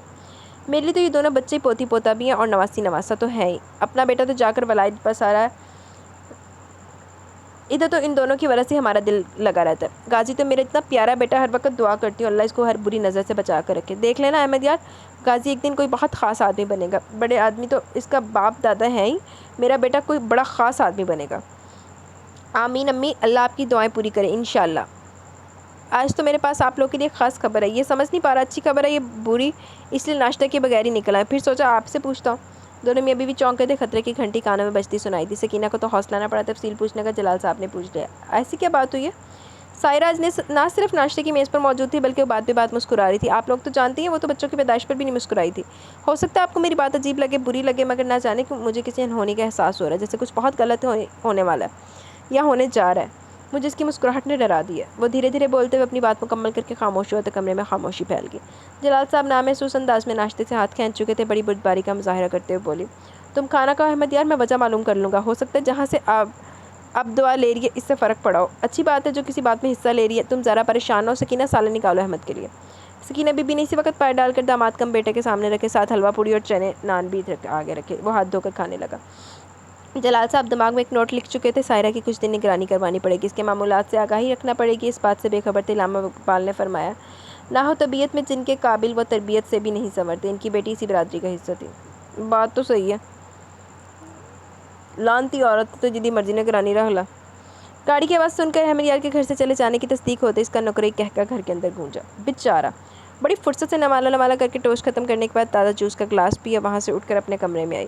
پرسوں سے اب تک وہ ابراہیم کے ساتھ ہونے والی ملاقات کو لاتعداد مرتبہ اپنے دماغ میں دہرا چکی تھی۔ اس کا ایک ایک لفظ اس پر تھا، اس کی نظروں کی تپش، بیٹھنے کا انداز، ایک ایک ادا تصور کے پردے پر زندہ تھی۔ لعنتی بے غیرت عورت! شرمیلی سی مسکراہٹ ہونٹوں سے چسپاں ہو کر آئے گی۔ آئینے کے سامنے کھڑے ہو کر اپنے ایک ایک نقش کو 100 بار دیکھا۔ آج سب کچھ نیا اور حسین لگ رہا تھا۔ اس وقت اس نے سفید نائٹی کے اوپر سفیدی سلک کا لانگ گاؤن پہنا ہوا تھا۔ اس وقت اس کا چہرہ ہر قسم کے میک اپ سے پاک تھا۔ ڈریسنگ سے موئسچرائزنگ کریم اٹھا کر ہاتھوں اور چہرے پر مساج کی، ہاتھوں میں بالوں میں برش چلا کر سیٹ کیا، مختلف پوز بنا کر خود کو دیکھتے ہی محظوظ ہو رہی تھی۔ الماری سے ایک ساتھ کئی ہینگر شدہ لباس نکال دے، شیشے کے سامنے اپنے ساتھ لگا کر دیکھتے ہوئے جو اچھا لگا الماری میں واپس ڈال دیا۔ باقی کے بیڈ پر پھینکنے کے بعد ملازموں کو آواز دی۔ جب وہ وہاں آئی تو اس کو کہا، یہ بیڈ والے سارے کپڑے اٹھا کر لے جاؤ، اپنی بیٹیوں کو دے دینا۔ اتنے قیمتی اور نفیس لباس ملازمہ کو پہلے بھی ملتے رہتے تھے، مگر اتنی بڑی تعداد میں نہیں۔ اس کی باتیں کانوں تک کھل گئی۔ وہ تیار ہو کر پہلے ڈرائیور کے ساتھ پارلر گئی، جہاں کل کی اپائنٹمنٹ لی ہوئی تھی۔ نئے سرے سے بال ڈائی کروانے کے بعد سیٹ کروائے، فیشیل اور پیڈیکیور وغیرہ کروایا۔ آدھے سے زیادہ دن وہاں گزار کر اکیلے باہر دوپہر کا کھانا کھانے ایک ریسٹورینٹ کا رخ کیا۔ اب ابراہیم صاحی نہ جانے پہلے سے وہاں موجود تھا، یہ اس کا پیچھا کر رہا تھا۔ وہ آ کر ساحرہ والی میز پر بیٹھ گیا۔ میں یہ سب برداشت نہیں کر پا رہا، مجھے تم سے ملنا، چلو میرے ساتھ کسی موزوں جگہ پر۔ کیا اپنی بیوی کو چھوڑا ہے؟ ایسے ایک دم سے اس کو کیسے چھوڑ سکتا ہوں؟ کوئی ٹھوس وجہ بھی تو ہو۔ تمہیں اس کی فکر کرنے کی یوں بھی ضرورت نہیں ہے، کیونکہ اگر وہ میرے لیے اہم ہوتی تو میں تمہارے پیچھے کیوں آتا؟ میں تمہارے پاس آنے کی تیاری میں ہوں۔ آج میرا شوہر ملک سے باہر جا رہا ہے، اس کی واپسی سے پہلے میں نے اس کو چھوڑ دینا۔ اب دیر صرف تمہاری جانب سے ہونی ہے۔ جب تمہاری بیوی نفرت سے تمہارے منہ پر تھک کر چلی جائے مجھے بتا دینا، مگر اس سے پہلے مجھ سے ملنے سے اجتناب کرو۔ وہ چور نظروں سے آس پاس کا جائزہ بھی لے رہی تھی۔ تمہاری باتیں شرطیں یہ ثابت کرتی ہیں جتنا میں تمہارے قرب کے لیے مر رہا ہوں، تمہیں اس چیز کی پرواہ نہیں ہے۔ میں 12 سال سے اس آگ میں جل رہا ہوں۔ اب آ کر دریا میرے سامنے آیا اور تم مجھے مزید انتظار کو کہہ رہی ہو۔ یہ میرے ساتھ ایک طرح سے ظلم ہے۔ جب میں تمہارا ہوں، میرا دل تمہارا ہے، تو ایک غیر اہم عورت میرے نام پر گھر میں پڑی رہے، کیا فرق پڑتا ہے؟ آج کے بعد یہ بات مت کہنا ابراہیم، کیونکہ تمہیں فرق نہ پڑتا ہو، مجھے پڑتا ہے۔ میرے علاوہ کوئی آنکھ تمہیں کیوں دیکھے؟ میرے دل کے سوا تم کسی اور کے دل میں کیوں دھڑکو؟ یہ تو محبت کی کھلی توہین ہے۔ میرا بننا ہے تو پورے کا پورا میرا رہنا ہوگا۔ اس کے لیے اس عورت کا جانا ضروری ہے، ورنہ جہاں اتنے سال مجھے بھول کر زندہ رہے ہو، اب بھی اسی طرح رہو۔ لعنتی بے غیرت عورت! یہ ممکن نہیں ہے ساحرہ، میں تمہارے بغیر اب زندگی کا تصور بھی نہیں کر سکتا۔ پھر فیصلہ کر لو ابراہیم، تمہارے پاس 2 دن کا مزید وقت ہے۔ خدا حافظ۔ اس کے بعد اپنے لیے پوری کی پوری نئی وارڈروب خریدی، نئے بیگ، جوتے، ہر چیز نئی لی۔ جب گھر واپس آئی، غازی اسکول سے آ کر اکیلا ہی لان میں باسکٹ بال کھیل رہا تھا۔ وہ گاڑی سے نکلی تو وہ گیند ہاتھ میں لی، پسینے میں شرابور اس کی جانب آ گیا۔ ملازم کو اتنے ڈھیر سے بیگ اندر لے جاتے دیکھ کر پہلا سوال یہ کیا، ممی کیا آپ بھی ہمارے ساتھ آج دبئی چل رہی ہیں؟ او Ghazi, how are you sweet boy? ماں نے اس کی موجودگی پر حیران ہوتے اس کا گال پر ہلکا سا ہاتھ لگا کر یوں احوال پوچھا جیسے کسی غیر کے بچے کو پوچھتے ہیں۔ میں ٹھیک ہوں ممی، تو کیا آپ ہمارے ساتھ آ رہی ہیں؟ لہجے میں امید تھی۔ ڈونٹ بی سلی غازی، تم لوگ تو فارمولا 1 ریسز دیکھنے جا رہے ہو، جبکہ مجھے ایسی چیزوں کا کوئی شوق نہیں ہے۔ پر اگر آپ چلیں تو ہم فارمولا کا پروگرام کینسل کر کے کہیں اور چلے جائیں گے جہاں آپ کو اچھا لگے۔ اف غازی، تم سارے اپنے باپ پر چلے، کیونکہ تم لوگوں کو اگلے بندے کی باڈی لینگویج بھی پڑھنی نہیں آتی۔ جب کوئی انسان بات کو بڑھانا رہا ہو، آگے بڑھنے کی کوشش میں ہو، تو اس کا مطلب ہوتا ہے کہ وہ آدمی بات کرنے کے موڈ میں نہیں ہے۔ پر تم لوگوں کو بیماری ہے، ایویں بات کو توالت دینے کے چکر میں رہتے ہو۔ سچی بات ہے، کچھ لوگ پڑھ کر بھی شہروں میں ہائی کلاس میں موو کرنے کے باوجود اندر وہیں پینڈو کے پینڈو رہتے ہیں۔ تو تیرے وغیرہ یہ لانتی رہندی ہیں، بغیرت دی بغیرت رہندی ہیں۔ غازی کا چہرہ حدت سے لال سرخ ہو گیا، کیونکہ اس کے سارے کزن سٹنگ روم کی کھڑکی میں کھڑے نہ صرف یہ منظر دیکھ رہے تھے بلکہ منون سن بھی رہے تھے۔ غازی گیند ہاتھ سے پھینک کر گھر کی پچھلی جانب لان کی طرف بھاگ گیا۔ نوشابہ ساحرہ کو نفرت سے گھورتی ہوئی قریب آئی، دھیمی آواز تھی مگر لہجہ سخت بے لچک۔ سنا تھا ایک نسل سانپوں کی ایسی بھی ہے جو خود اپنے بچے کھا جاتی ہے، آج میں نے دیکھ بھی لی۔ ساحرہ جمال، تم دنیا کی بدصورت ترین عورت ہو۔ کاش تم میرے بھائی کی زندگی میں نہ آئی ہوتی، کاش میرے بھائی کی اولاد تمہاری کوکھ سے نہ نکلی ہوتی۔ میں تمہارے منہ نہیں لگنا چاہتی نوشابہ، ورنہ نوکروں سے کہہ کر ابھی کے ابھی اس گھر سے نکال باہر کروں گی۔ آ جاتی ہو اپنی منحوس شکل اٹھا کر اپنے گھر، تمہارا دل کیوں نہیں لگتا؟ تم جیسی عقل کی اندھی عورت سے مجھے ایسے ہی تانوں کی امید تھی۔ آخر اندھے کی دوڑ مسجد تک ہی ہوتی ہے، مگر آج کے بعد میرے بیٹے سے اس طرح مخاطب ہوئی تو اچھا نہیں ہوگا ساحرہ، بالکل بھی اچھا نہیں ہوگا۔ ہم آج تمہاری عزت کریں، ہمیشہ ایسا نہیں ہونا۔ نوشابہ ایک قہر زدہ نفرت بھری نظر اس پر پھینک کر غازی کے پیچھے چلی گئی۔ ساحرہ پیر پٹکتی ہوئی اپنے کمرے کی جانب بڑھ گئی۔ شام کو اب بہن بھائی ڈنر پر اکٹھے تھے۔ غازی نے نانا نانی کو خاص دعوت دے رکھی تھی۔ گھر ساحرہ کا تھا، انتظامات سارے احمد یار کی والدہ نے دیکھے، کھانا بھی انہی نے اپنی نگرانی میں بنوایا تھا۔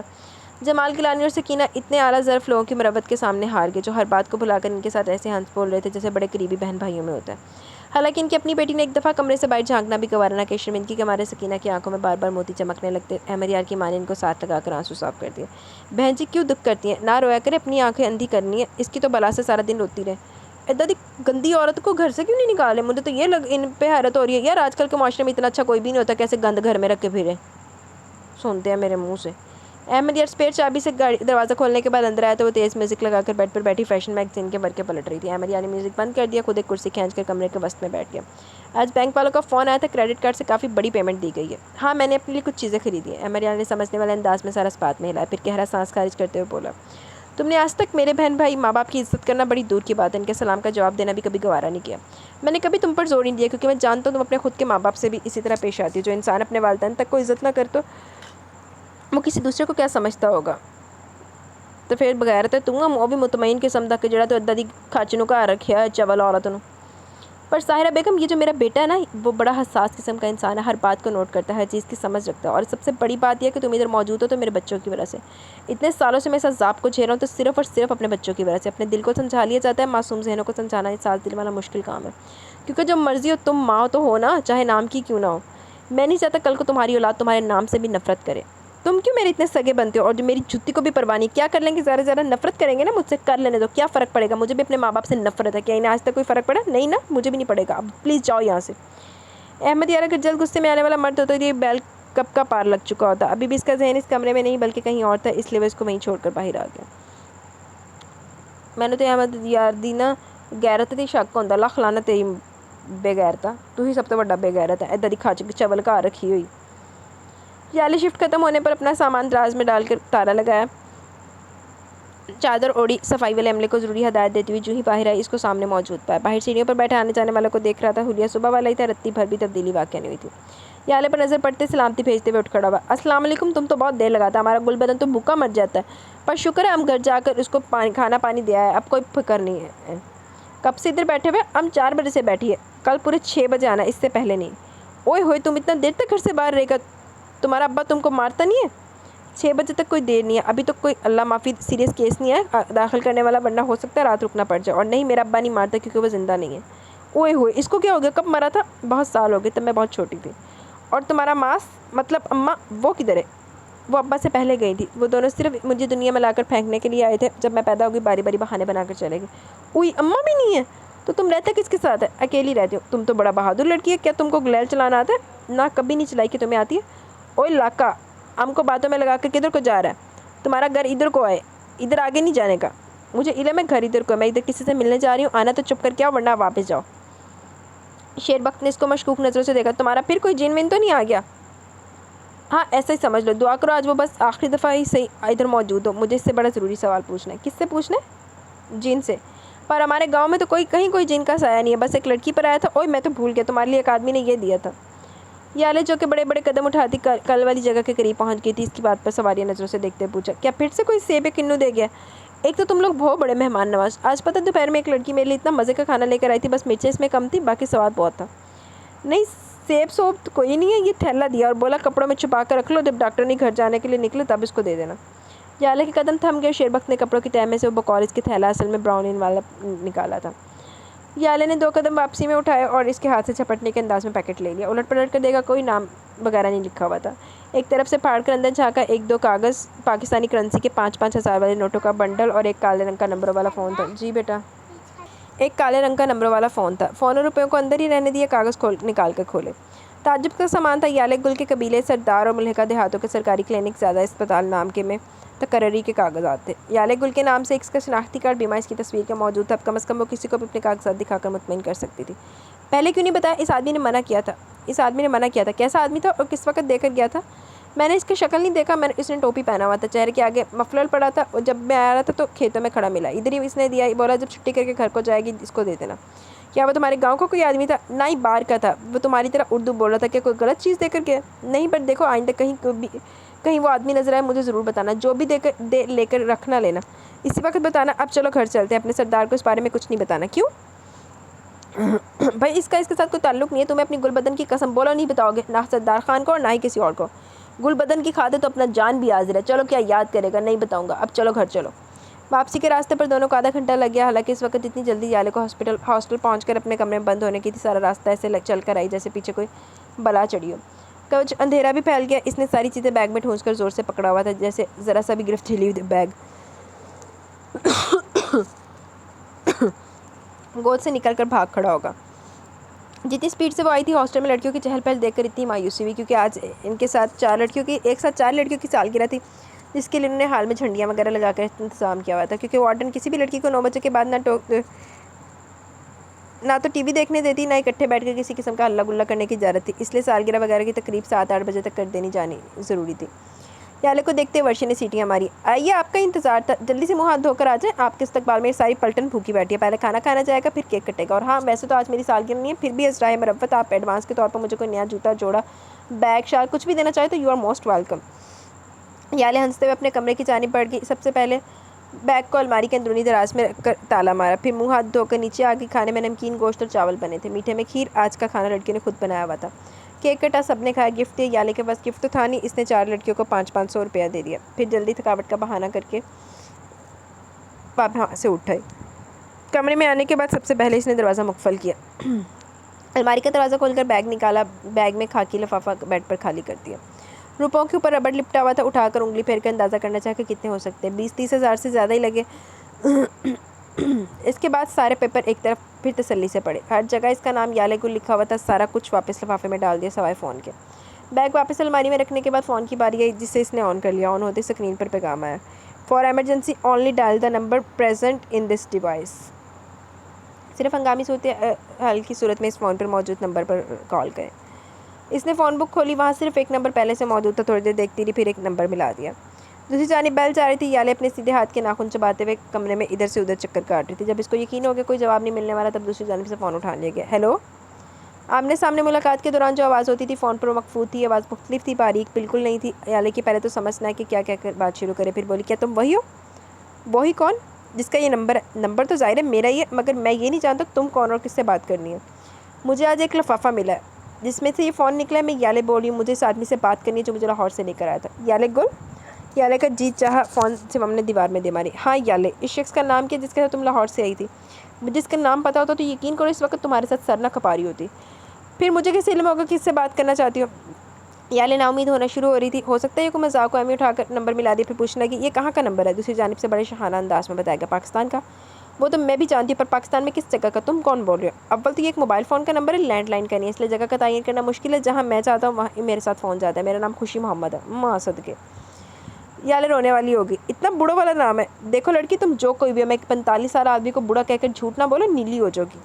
پھر سے امید کی کرن جاگی۔ اگر تم 45 سال کا تو تب تک تم کوئی اور ہو، وہ نہیں ہو جس کے لیے میں نے فون کیا۔ دیکھو تمہارے قریب ایک چھوٹے چھوٹے کنڈل بالوں والا لمبا سا کلین شیو آدمی کوئی آدمی ہے جس کا رنگ بہت زیادہ کالا ہو اور سامنے کے 2 دانت باہر کو نکلے ہو۔ وہ اپنی دائیں کلائی پر کیسیو کی سلور ڈائل کے اور ڈارک براؤن چمڑے والی گھڑی پہنتا ہو۔ او، کیا تم کالیہ کی بات کر رہی ہو؟ یالے کا دل چاہا پھر جی بھر کر روئے۔ کیا اس کا نام کالیہ ہے؟ ظاہری بات ہے، گوریا تو ہو نہیں سکتا، افریقہ سے آیا ہوا، امریکہ سے نہیں۔ کیا کہہ رہے ہو خوشی محمد؟ کیا کالیہ پاکستانی نہیں ہے؟ تم نے اگر اسے دیکھا ہوا تو خود سے پوچھو، ایسے شیڈ اللہ نے خاص افریقہ کے نصیب میں کی ہوئی ہے۔ ایک لطیفہ سنو گی؟ وہ اس کا سوال نظر انداز کرتی صدمے سے بولی، کیا اس کا مطلب یہ ہے کہ میں ایک افریقی کے نکاح میں ہوں؟ بھائی آواز سے تو معقول لڑکی لگ رہی ہو، نکاح کرنے کو یہی ملا تھا، اس میں انسانوں والی ایک بھی صفت نہیں۔ خوشی محمد صاحب، کیا آپ مجھے کالیہ کے بارے میں کچھ معلومات دے سکتے ہیں؟ ایک منٹ یالے، تم سے آپ پر کیسے آئی ہو؟ پہلے میں جانتی جو نہیں تھی، اب جب آپ نے بتایا کہ آپ عمر میں مجھ سے بڑے ہیں، تم کہہ کر مخاطب کرنا اچھا نہیں لگا۔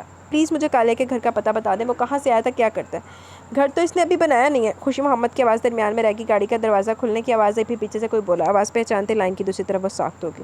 میں گاڑی کے ساتھ ٹریکنگ ڈیوائس لگایا ہوں، مانیٹر آن کر کے اس پر نظر رکھیں، جو ہی GPS کی سگنل ملے مجھے گائیڈ کر دیں، میں گاڑی میں انتظار کر رہا ہوں۔ وہ رکا، ان کا غور سے جائزہ لیا، چہرے پر بچے کے رنگے ہاتھوں پکڑے جانے والے تاثرات تھے۔ میرا فون آپ کے کان سے کیوں لگا ہوا ہے؟ میری دوست کی کال آئی ہے، وہ سن رہا ہوں۔ دوسرے پل اس نے ان کے ہاتھ سے فون کھینچ کر بند کیا، اپنی سیٹ پر سنجیدہ چہرہ لیے بیٹھا، ونڈو اسکرین سے سامنے دیکھنے لگا۔ فون بڑی سی ہتھیلی کے اندر چھپ گیا تھا۔ کافی دیر خاموش بیٹھ کر اپنے اندر اٹھتے ابال کو کنٹرول کرنے کے بعد بولا تو آواز دھیمی تھی، پلیز مجھے بتائیں، آپ نے یالے کو میرا نمبر نہیں دیا ہے؟ وہ شرمندہ بالکل نہیں تھے، بس ڈرامہ کرتے ہوئے ادھر سے دیکھنے لگے۔ میں نے آپ سے ہی یہ چیز سیکھی ہے کہ کیسے اپنے کام کے ساتھ مخلص رہنا ہے، کیسے دوسرے لوگوں کو ان کی بہتری کے لیے خود سے دور رکھنا ہے۔ مجھے یقین نہیں آ رہا کہ آپ نے بذات خود آج اتنا بڑا اصول توڑ دیا۔ آپ بھول رہے ہیں تو یاد دلواؤں کہ آپ اس کو کتنے بڑے خطرے میں دھکیل رہے ہیں۔ سر اس کے لیے یہی بہتر ہے کہ وہ ہم سے دور رہے۔ اتنی بات کہہ کر وہ گاڑی سے اتر گیا۔ لمبے لمبے قدم اٹھاتا دوسری گلی میں کھڑی اپنی سواری کی جانب جا رہا تھا جب فون کی وائبریشن ہوئی۔ اس نے آنکھیں گھماتے ہوئے کال اٹھائی اور تحکم سے بولا، میں تمہیں 2 گھنٹے بعد کال کروں گا، واپس فون مت کرنا۔ فون بند کر کے اپنی جیب میں ڈالا، ارد گرد زندگی پورے جوش سے رواں دواں تھی۔ گاڑیوں، رکشوں، موٹر سائیکلوں کے ہارن، لوگوں کی آوازیں، آتے جاتے لوگ، کھانے پینے کی دکانوں کے باہر رش۔ وہ ایک مصروف چوراہے کا سین تھا جس میں ایک 60 سالہ آدمی اپنی لمبی کالی اور سفید داڑھی، کھلے تریزوں والے کرتے کے ساتھ ٹخنوں سے اوپر اٹھی شلوار اور پیروں میں پشاوری چپل پہنے، سر پر سفید ٹوپی، کاندھے پر سفید ململ کا کپڑا ڈالے، ڈرائی فروٹ والے اسٹال سے 2 کلو مونگ پھلی کے ساتھ آدھا کلو پستہ خریدنے کے اندر گلی میں کھڑی اپنی کالی رنگ کی 4 ویلر جیپ لاریڈو میں بیٹھ کر وہاں سے روانہ ہو گیا۔ اس جگہ پر کھڑے ہونے کے اب چونکہ کوئی فائدہ نہیں تھا، جس کام کے لیے رکا تھا وہ کر لیا گیا تھا، اس لیے پہلے اس نے گاڑی یوں ہی گلیوں میں ادھر ادھر گھمائی، صرف یہ دیکھنے کے لیے آیا کوئی شک میں آ کر پیچھا تو نہیں کرا۔ جب اکیلے پن کا احساس ہوا تو گاڑی ایک پارکنگ لاٹ میں روک دی۔ اب اس کو سگنل ملنے پہ ایکشن لینا تھا۔ گاڑی کا انجن بند کر کے اس نے اپنے ہالسٹر میں پڑے ویلسن 1911 کو ہاتھ لگا کر اس کی موجودگی کی تصدیق کی۔ دماغ کو دوسری جانب سے ملنے والے سگنل کا انتظار تو تھا ہی، مگر ایک کونے میں یالے بھی بیٹھی ہوئی تھی۔ اندرونی جیب میں رکھا فون خاموش ہونے کے باوجود توجہ کھینچ رہا تھا۔ وہ اس وقت یہ چاہتا تھا یالے دماغ سے نکل جائے، اپنا فون ضائع کر دے، مزید منصوبہ بناتا، مگر دوسری جانب سے ٹیکسٹ میسیج آ گیا، ٹارگٹ آن موو۔ اس نے 11 انچ کے ٹیب پر ٹائپنگ شروع کر دی، ڈائریکشن آف دی موومنٹ۔ ساتھ ہی دوسری جانب سے 4 لائنوں کا میسیج ہے جس میں مختلف سڑکوں کے نام درج تھے جہاں سے وہ گاڑی گزر رہی تھی جس کا پیچھا کیا جا رہا تھا۔ اس نے ٹیب گود میں ڈالا اور انجن کی چابی گھمائی۔ گاڑی میں زندگی کی لہر دوڑتے ہی اس نے گاڑی پارکنگ لاٹ سے نکال لی، نارمل سی سپیڈ کے ساتھ مطلوبہ سمت کی جانب بڑھنے لگا کیونکہ اس کو ٹارگٹ کی آخری مقام چاہیے تھا۔ 10 منٹ بعد ٹیب کی سکرین روشن ہوئی، ٹارگٹ اسٹاپ ڈیٹ۔ آگے راولپنڈی کے ایک پوش علاقے میں موجود بنگلے کا ایڈریس تھا، اسٹاپ ڈیٹ۔ آگے راولپنڈی کے ایک پوش علاقے میں موجود بنگلے کا ایڈریس تھا، وہ اس جگہ کو جانتا تھا۔ گاڑی کا گیئر بدل کر سپیڈ بڑھا دی، بنگلے کے قریب پہنچ کر پہلے ایک سارا راؤنڈ چکر لگایا، پھر گاڑی کچھ بلاک ہٹ کر دور روک دی۔ 2 منٹ بعد جب وہ گاڑی سے نکلا، کالے لباس میں رات کا حصہ معلوم ہو رہا تھا۔ آدھے گھنٹے کے اندر اپنے کام کا پہلا حصہ مکمل کر کے واپس گاڑی میں آ گیا۔ اپنے ٹیب کی سکرین کا سیکیورٹی لاک کھول کر ادھر سے اسے کنیکٹ کیا۔ اب اس کے پاس 3 مختلف کیمروں سے ملنے والی ویڈیو براہ راست نظر آ رہی تھی۔ پہلے کیمرے سے گراج میں کھڑی 3 گاڑیاں، گارڈ اور آتے جاتے نوکر نظر آ رہے تھے۔ اس کا مین فوکس لال رنگ کی ہونڈا سٹی پر تھی۔ دوسرا کیمرہ بنگلے کے عقب کا سارا منظر تھا جہاں 4 سیکیورٹی کے آدمی باسلحہ آن ڈیوٹی تھے، اگلے حصے کی جانب 3 اسلحہ بردار موجود تھے۔ تیسرے کیمرے میں گھر کے اندر کا منظر دور سے دیکھا جا سکتا تھا۔ اس نے اس کیمرے کو مزید زوم ان کیا، اب سٹنگ روم میں ہونے والی پارٹی کا منظر تھوڑا واضح دکھائی دے رہا تھا۔ اس کی اپنی گاڑی کے شیشے کالے تھے، اب اس کو ایک دفعہ پھر یہاں بیٹھ کر انتظار کرنا تھا۔ تیسرا کیمرہ اس کے مطلوبہ بندے پر فوکس تھا۔ اپنی سیٹ کو پیچھے کی جانب گرایا، ریلیکس ہو کر بیٹھ گیا، جیب سے فون برآمد کر کے نمبر ملایا۔ دوسری جانب یالے جو کہ تب سے فون ہاتھ میں لیے بیٹھی تھی، بیل پر ہڑبڑا اٹھی، چھوٹتے ساتھ بولی، مجھے امید نہیں تھی کہ تم واپس فون کرو گے، پھر بھی تم انتظار میں بیٹھی تھی۔ بالکل بھی نہیں، میں تو سو رہی تھی۔ بڑی بات ہے، نیند میں ہونے کے باوجود دوسری بیل پر ہی کال اٹھا لی، جاگتے میں تو کالر کے فون کرنے سے بیل اٹھا لیتی ہوگی۔ چوری پکڑے جانے پر یالے نے الٹا حملہ کر دیا، کالیہ میں تم سے ایک بات پوچھوں گی، انکار مت کرنا، سچ بتانا۔ کالیہ خاموش ہو گیا، پھر بولا، میں تمہیں صرف اتنا سچ بتانے کا پابند ہوں جس کا تعلق تمہاری ذات سے ہوگا، باقی کا سچ جاننے کا تم تجسس نہ ہی پارو تو بہتر ہوگا۔ کیا تم نے میری منگیتر کو قتل کیا؟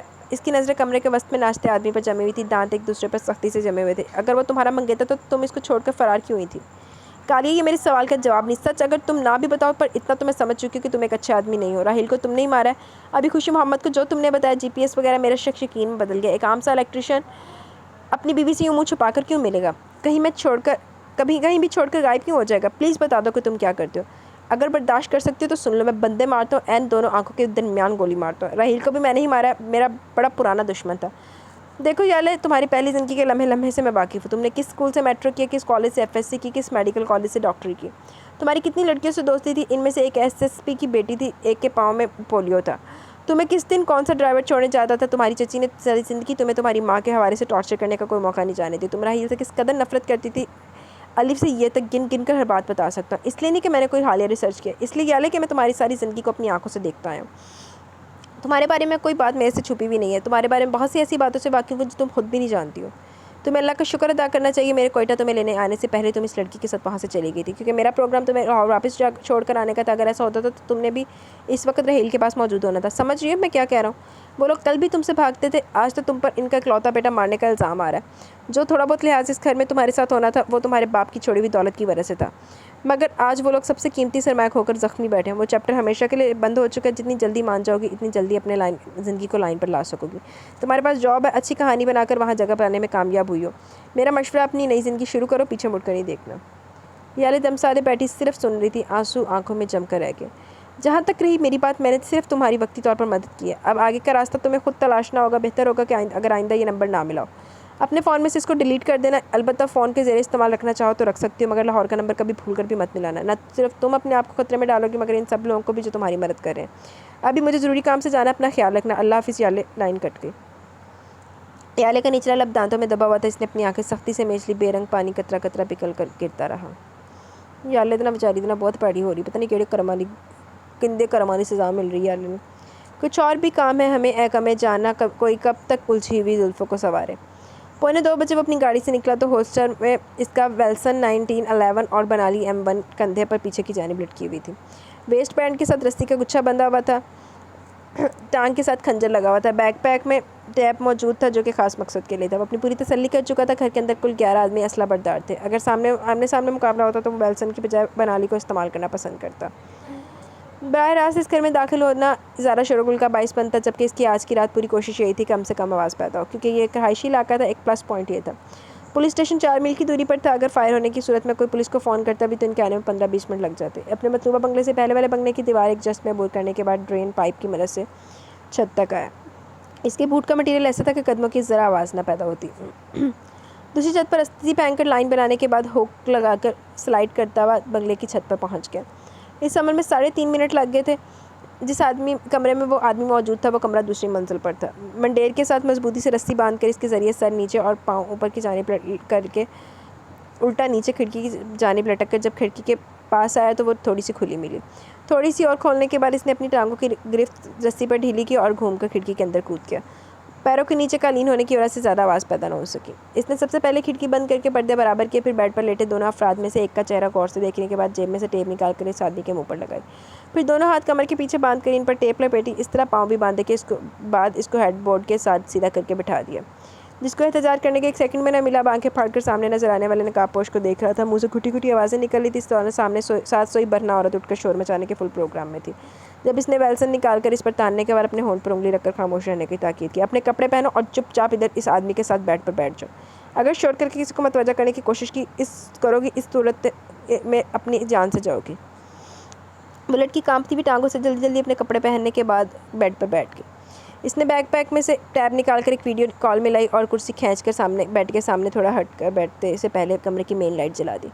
بیگ میں سے ایک لوہے کی چھڑی نکال کر کھولی جو ایک سٹینڈ کی شکل اختیار کر کے. اس پر ٹیب اس طرح لگائی کہ اس کا منہ بیڈ کی جانب تھا. کار اٹھائے گی تو دوسری جانب موجود عورت سے مخاطب ہوا جو کالے کو نہیں دیکھ سکتی تھی بلکہ بیڈ کا منظر صاف نظر آ رہا تھا جس نے اس کے حواس پر بجلی گرانے کا کام کیا. مسز مختار احمد، میں آپ کو رات کے اس وقت تکلیف دینے کے لیے انتہائی معذرت خواہ ہوں، مگر یہ سب کرنا ضروری تھا تاکہ آپ اس آدمی کے اصل روپ سے واقف ہو سکیں. اب کیا آپ مجھے بتا سکتی ہیں آپ اس شخص کو پہچانتی ہیں؟ نہیں، یہ MP مختار احمد ہے، میرا شوہر، مگر یہ تو کام کے سلسلے میں دبئی گیا ہوا ہے. اس کے ساتھ یہ لڑکی کون ہے اور یہ سب کیا ہے؟ کون بول رہا ہے؟ آپ کا شوہر دبئی میں نہیں ہے، اس وقت راولپنڈی میں موجود ہے. اس کے ساتھ اس کی رکھیل بیٹھی ہوئی ہے. پلیز اس عورت پر غصہ نہ ہو، یہ تو کٹ پتلی ہے. میں آپ کی توجہ اصل فنکار کی جانب دلوانا چاہتا ہوں. یہ عورت جو اس کے ساتھ موجود ہے یہ زور زبردستی نہیں بلکہ اپنی مرضی سے یہاں موجود ہے. اس کی جیسی مزید 3 اور اس وقت اس گھر میں آپ کے شوہر کے دوستوں کے ساتھ دے رہی ہیں. ان کا بھی پیٹ ہے، اپنے انداز میں کما رہی ہیں. اصل چیز جو ہے وہ ابھی آپ کے سامنے آئے گی. اگر بات آپ کی برداشت سے باہر ہو جائے تو آپ یہ کال بند کر سکتی ہیں. پھر وہ مختار احمد کی طرف متوجہ ہوا. مختار احمد، اگر تمہیں یاد ہو تمہارا ایک ڈرائیور تھا سکندر علی، 25-26 سالہ جوان. تم اس کی شادی پر بھی گئے تھے، کچھ یاد آ رہا ہے یا نہیں؟ اس کی شادی کے پورے 1 ماہ بعد اس کی بیوی غائب ہو گئی تھی. سکندر علی مدد کے لیے سیدھا تمہارے پاس آیا. تم نے اس کو وعدے وعید سنا کر رخصت کر دیا. چونکہ تم نے 1 سے زیادہ مرتبہ سکندر کے گھر چکر لگایا تھا، بہانے سے اس کی بیوی کا تذکرہ چھیڑتے تھے. اب اس سب کی بنا پر سکندر علی کا شک تم پر گیا اور اس کی تصدیق اس وقت ہوگی جب اس نے تمہارے خلاف پرچہ کٹوانا چاہا تو کسی نے بھی پرچہ نہیں کاٹا. ہاں جی، بڑی تگدو کے بعد اگر پرچہ درج بھی ہوا تو تمہاری ایک فون کال نے وہ خارج کروا دیا. وہ بچہ پچھلے 2 ماہ سے در کی خاک چھان کر انصاف ڈھونڈ رہا ہے اور جس نے انصاف دینے کے نام پر ووٹ لیے تھے وہ اسی سکندر علی کے دیے گئے ٹیکس سے تنخواہ لے کر پلتا رہا. اسی محافظ نے جن کی حفاظت کرنے کا حلف اٹھایا تھا ان کی بوٹیاں کر کے کھا گیا. بتاؤ کہ تم نے سکندر علی کی دونوں ٹانگوں پر گولیاں مروا کر اسے مرنے کے لیے چھوڑا. تمہیں اس باغ کی رکھوالی کے لیے مقرر کیا گیا تھا پر تم نے پھولوں کو کھلنے سے پہلے نوچ کر پھینکنا شروع کر دیا. بے غیرت انسان، تیری اپنی بھی تو جوان بیٹی ہے، کس منہ سے اس کے سامنے جاتا ہے؟ میں تم سے پہلی اور آخری مرتبہ پوچھوں گا، سوچ سمجھ کر جواب دینا. اگر جواب میری مرضی کا نہ ہوا تو نتائج کے ذمہ دار تم خود ہوگے. مجھے بتاؤ سکندر علی کی بیوی اس وقت کہاں ہے؟ آگے بڑھ کر اس نے مختار احمد کے منہ پر لگی ٹیپ پورے زور سے کھینچ کر اتار دی. ٹیپ کے ساتھ مختار علی کی مونچھوں کے کئی بال چپک کر اتر گئے مگر منہ کھلتے اس نے گالیوں اور دھمکیوں کی بھرمار کر دی. تو جو کوئی بھی آج ادھر سے زندہ واپس نہیں جائے گا، ایسی موت مرے گا کہ موت پناہ مانگے گی. حرام زاد. بال اس کے منہ میں ہی رہ گئے. کالیہ کے سیدھے ہاتھ کا مکہ اس کے منہ پر سامنے کی جانب اس زور سے لگا کہ سامنے 2 دانت اڑ کر دور گرے اور ناک سے لہو کی پھوار پھوٹ پڑی. 35-36 साल मुख्तार अहमद करा कर पीछे गिरा तो सर बोर्ड से टकराया। मिसेस मुख्तार, अब मैं कॉल बंद कर रहा हूँ। उम्मीद करता हूँ आप इस कौम की अजीम बेटी होने का सबूत देते हुए इस शख्स की मौत पर एक आंसू तक नहीं बहाएंगी। बाकी की रिपोर्ट कल के अखबार और टीवी चैनल्स पर देख लीजिएगा। अल्लाह हाफिज़। इसने टैब वापस बैग में डाली और मुख्तार अहमद की तरफ आया जो एक तरफ को लुढ़क कर करा रहा था। साले, ये मेरा मुल्क है, मेरा गरीब रोटी के लिए मरा और तुम्हारे साथ 3-3 सिक्योरिटी की गाड़ियाँ होती हैं, 10 बंदे तुम्हारे आगे पीछे असला लेकर फिरते हैं। आज इन सब की मौजूदगी में तुझे मारूंगा। तेरे पाले हुए कुत्तों में से कोई एक भी तुझे बचाने वाला नहीं है, इसलिए आपके जवाब में सच बोलना। सिकंदर अली की बीवी कहाँ है? नीचे तह खाने में। एक मुक्के ने इसका काम कर दिया था। काले ने इसको खींच कर बेड से उतार कर खड़ा किया, सोफे पर बड़ा तौलिया इसकी जानिब उछाला। इसके साथ अपना मुंह साफ करो और दरवाज़ा खोलकर मुझे तह खाने तक लेकर चलो। मेरे आदमी, तुम्हें एक दफ़ा फिर इसकी बात मुंह में रहेगी। कालिया ने इसके कंधे के दरमियान से ज़रब लगाई। कड़क की आवाज़ के साथ मुख्तार अहमद तड़पने लगा। ज़मीन पर गिरा। काली ने फिर से उठाकर खड़ा किया, आगे बढ़कर दरवाज़ा खोला, एक नज़र कमरे में मौजूद लड़की पर डाली, बोला, अगले आधे घंटे के अंदर यहाँ से निकल जाओ, पुलिस की रेड होनी है। मुख्तार अहमद तह खाने के रास्ते में कराहता ही गया, पर ना तो किसी ने कमरे का दरवाज़ा खोला और ना ही कोई गार्ड इधर को आया। या तो वो लोग सो गए थे या फिर बाहरी फोकस था। तह खाने का लॉक बाहर से खोलकर अंदर कदम रखते काले की रीढ़ की हड्डी में सर्द लहर दौड़ गई। कमरे के दरमियान पंखे से दुपट्टा बांधकर इब्ने मरियम ने न जाने अपनी सज़ा ख़त्म कर ली थी या जिंदगी। बेल्सन को पेट पर अटसाकर आगे बड़ा टांगों से थाम कर लड़की को ऊंचा किया, चाकू निकालकर ऊपर से दुपट्टा काट दिया। ज़मीन पर डालकर नब्ज़ टटोली तो एहसास हुआ न जाने कब की रुक चुकी। एक दर्द की लहर पूरे तन बदन में फैली थी। इसके पास वक्त नहीं था। जल्दी से मैट्रेस की चादर खींच के इस पर लाश लपेट कर कंधे पर डाली और मुख्तार अहमद की कनपट्टी पर पिस्तौल तानकर बाहर को निकला। जो सिडनी रूम में पाँव रखा, आगे से 3 लोग मिले। इससे पहले कोई कार्रवाई करते काले ने 2 की टांगों पर फायर किया, ऊंची आवाज़ में ताड़ा, खबरदार अगर गोली चलाने का सोचा भी था इस आदमी की खोपड़ी उड़ा दूंगा। मुख्तार ने खुद ही किसी को भी गोली चलाने से मना कर दिया। मुख्तार की कार में पिछली सीट पर खामोश लड़की को डाला, आगे मुख्तार को धक्का देकर फेंका, जिसकी चीखें इसकी सारी नौकरों की फौज ने सुनी। दूसरी दोनों गाड़ियों के टायर फायर करने के नकारा बनाने के बाद ड्राइविंग सीट संभाली। अगले 2 मिनट के अंदर गाड़ी हवा से बातें करती हुई जा रही थी। एक हाथ से स्टीयरिंग को काबू रखकर दूसरे हाथ से कॉल मिलाई, दूसरी जानिब से जवाब आते बोला, मेरी गाड़ी वहाँ से गायब करवा, अगले 5 मिनट में तयशुदा मकाम पर पहुँच जाऊँगा। सिकंदर अली को वहाँ ले आए। 5 मिनट बाद गाड़ी एक वैराने में रुकी। वो बाहर निकला, तभी 2-3 आदमी अंधेरे में से निकलकर सामने आए। एक ने पिछली सीट पर मौजूद लाश को निकाला और वापस अंधेरे में गायब हो गया। काले ने मुख्तार अहमद की जानिब का दरवाज़ा खोला, जहाँ वो शलवार और बनियान में बेहाल सा बैठा कराह रहा था। इसने अपनी गर्दन ऊपर नहीं उठाई थी, मगर मौत को बिल्कुल सामने देखकर मिनमिनाने लगा। मुझे मत मारो, मत। काले बैसाखी वाले जवान से मुखातिब हुआ, मैं बड़ा शर्मिंदा हूँ, मुझे देर होगी, तुम्हारी बीवी को बचा नहीं सका हूँ। सिकंदर, पर तुम्हारे मुजरिम को तुम्हारे सामने ले आऊँ। इसके साथ जो चाहो सलूक करो, तुम्हारे पास 2 मिनट का वक्त है, इसके बाद यहाँ पर रुकना खतरनाक है। साथ ही इसने अपना पिस्टल सिकंदर के हाथ पर रख दिया। सर बास्मत औरत के सर से दुपट्टा उतारा जाना ही इसकी मौत से कम अजियत का अमल नहीं होता। 2 माह में न जाने कितनी बार मरी होगी, अब तो वो सुकून की नींद से हो गई। मेरे हाथ इस हथियार का वजन उठाने से इनकारी है। मैं चाहता हूँ कि आप इसको ज़िंदा न छोड़ें। सिकंदर ने पिस्टल वापस काले की जानिब बढ़ा दी। इसने फ़कत एक पल को सिकंदर की आंखों में तैरते गम को देखा। फ़ज़ा में एक गोली की आवाज़ गूंजी, इसके बाद खामोशी को पुलिस के सहारे ने तोड़ा। बहुत अच्छा किया। इस जैसे बग़ैरत लोगों के साथ ऐसा ही होना चाहिए। ये वाला मेरा one of the most favourite scene था कि जी इसमें ये सारा किया ना इसने, तो सिकंदर की बीवी को और सिकंदर को इंसाफ दिलाया। उसके लानतीपन और बग़ैरती की इंतहा देखो। अपने मुलाजिम की शादी पे उसको वो पसंद आई, उसकी बीवी को उठा के लिया। लानती कमीना इंसान, चवल आदमी जी। इस जैसे लोगों का अंजाम ये फिर इस तरह के लोग ही करते हैं, कारिया जैसे लोग ही करते हैं इनका अंजाम जी। तो गाइस, यहाँ पे हमारी एपिसोड 4 है शायद, अपने इख्तिताम को पहुँची। कैसी लगी आपको एपिसोड? अपनी राय का ज़रूर इज़हार कीजिएगा। इंशाल्लाह कल मिलेंगे न्यू एपिसोड के साथ। तब तक के लिए अपना बहुत सारा ख्याल रखें, दुआओं में याद रखें। अल्लाह हाफिज़ जी।